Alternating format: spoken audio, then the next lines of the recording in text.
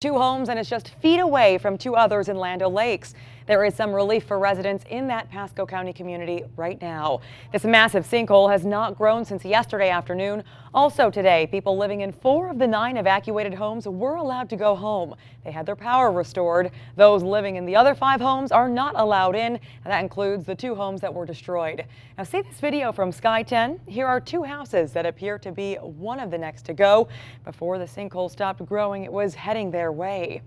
Well, 10 News reporter Garin joins us live from near the sinkhole. And Garin, you talked with the father and son that live in that house. Yeah, Candace, as you can see, it's a horrible scenario for all of the homeowners affected in this area. But for Terrence DOOHEN, his wife and 10-year-old son, they're handling this situation as best as possible. Now, I want to take you over this way. That's their gray 2-story home over there.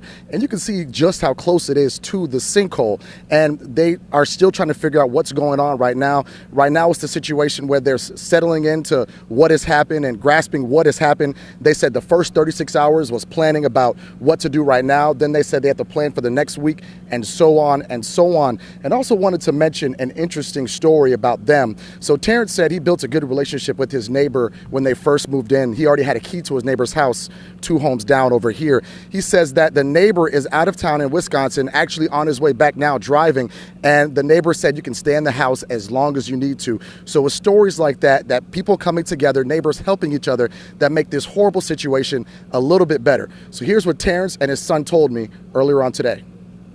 Well, right now it's a little bit better than it was yesterday. You know, yesterday was, I would say, anxious and uneasy, you know, seeing that what could happen and still can happen. But from word is that it may not happen. So as of right now, we're counting our blessings, but we're still, praying for the 2 families that their homes are in the hole there. How are you feeling about everything, seeing that right across the street from your home? I don't really want to lose my house. And I just didn't want to lose a yard that we have a lot of memories in. As you can see, they're fortunate that their home wasn't one of the 2 that sustained all this damage. And earlier I was on Facebook Live when one of the homes broke down even more. Take a look at this. You got the media. Oh, wow. Wow, the house is breaking up again. You see it right there. Wow. Unreal. Just standing right here and you see the house falling some more. Now, emergency management officials say this is the worst it's going to get. The sinkhole is not going to grow anymore, but they're still being cautious. But homeowners are still worried about what lies underneath. And 10 News reporter Shannon Valladolid is here with that angle. All right, thank you so much, Garin. So guys, this is being treated as a hazmat situation. We have about 3 septic tanks that are in this sinkhole. There's also a car underneath. They also told me that all the cleaning supplies that you have in your home, the cleaning products, that's also in the mix here as well. So the biggest concern was that this sinkhole was going to reach the lake, but as of right now, that doesn't seem likely. The water depth of the sinkhole has decreased 4 to 6 inches since its peak, which is a good thing. It will help crews clean up all of this mess and decontaminate the area. 7 homes are currently impacted by the sinkhole. As mentioned, 2 homes destroyed. 5 homes tagged as unsafe for entry and have been evacuated as a precaution. You got fuels in there, you got oils in there, you got septic tanks in there. I will say the scientists that came out here this morning told us it's not a great concern, but it is valid that there are those pollutants in this water.